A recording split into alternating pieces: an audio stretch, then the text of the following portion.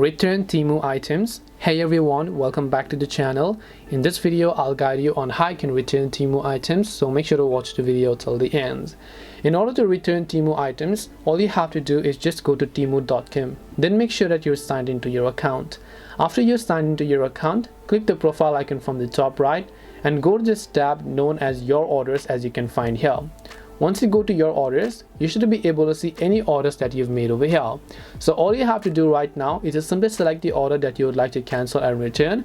Select that product. You'll find the option called return and refund button right in this case. Now in my case I don't have it because I haven't ordered anything. If you have, you will definitely find the return option. When you click on that, you can select your reason, follow the on-screen instructions to return that particular item. This way you'll be able to basically go ahead and then return Temu items. Hope this video was very helpful. If you have got any more questions, feel free to leave them down. Thank you very much for watching till the end, and see you soon in our next video.